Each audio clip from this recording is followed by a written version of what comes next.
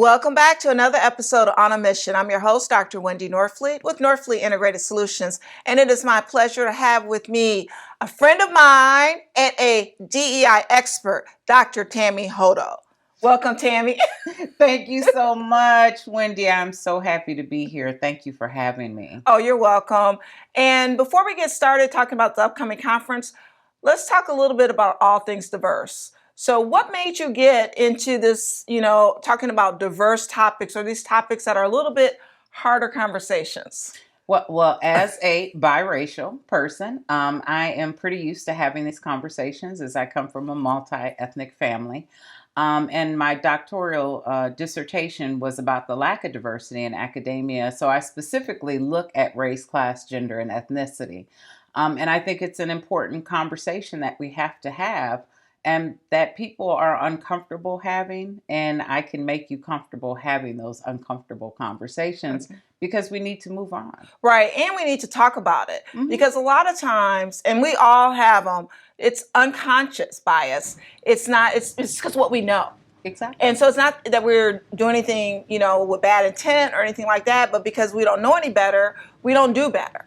And so we do need those conversations. We do. And with the unconscious bias, it's second nature, and our brain is overstimulated. And so what happens is we develop shortcuts. Exactly. And we want to place people, places, and things into categories. And too often we rely on oversimplified stereotypes because we as a society are not truly integrated if you look at it based even on social class, which has a direct correlation to, the social construct of race. We see that, we're not truly integrated. And that's problematic because the media, often depicts certain people in certain negative lights. And that stays with us, even if it's unconscious, we're not aware of it, but it plays out in how we act and engage with others. Right. But I've seen you firsthand a couple of times, once at Leadership Jacks, and then of course I had you come in to one of the organizations that I sit on the board, and you helped us because they were getting some negative feedback, but they didn't understand why. And you helped kind of further that conversation and why it's so important to understand each other. And so you really did a great job. Thank you.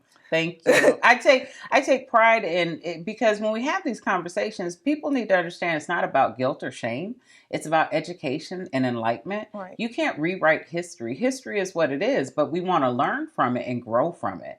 And then that way we develop as a society. We're a global society. Right. We have to know how to engage with other people. That is so great. So tell us a little bit about the conference, the Racial Healing and Reconciliation Conference. I'm so stoked. So this is my second annual Racial Healing and Reconciliation Conference. And I do this in collaboration with the Jacksonville Urban League, 90 Forward, and we're also doing it with Edward Waters University. So we're in One Jacks, and One Jacks, and it's just a great opportunity, and it's completely free. You can register at www.rhrconference.com. And it is October 27th. It's from 9 to 4. It's virtual. And we rely on sponsors. And that way we're able to offer it completely free. And the point is that reality is that the civil rights movements, women's movements, the poor man's campaign, they didn't start in academia. They started with the foot soldiers on the ground. And that's why we offer our conference for free, and we rely on the donations of sponsors in order to be able to do that. And with COVID, we wanted to keep it virtual this year, and that way we can ensure, that we have people engaged from everywhere. And looking at it from Dr. King's beloved community standpoint, recognizing, starting with the religious community, laying the foundation, recognizing there should be no place for hunger, hate, and poverty. And just trying to create an equitable society. And we're really developing the blueprint that can be replicated in any city.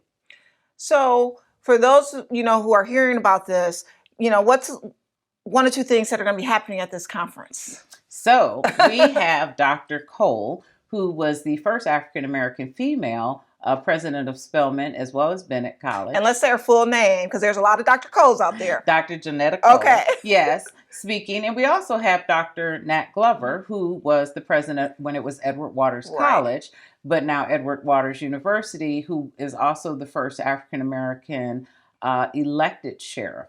after the failure of Reconstruction, speaking from a historical perspective about why we need to have this change. And he's an awesome speaker. I've heard him several times, and he's a great historian. He really is. And he gives the history of when he was arrested here for having 2 napkins from Morrison's where he worked at and being charged with that, and how he was able to work with someone to get that off, to still be able to get into the police force.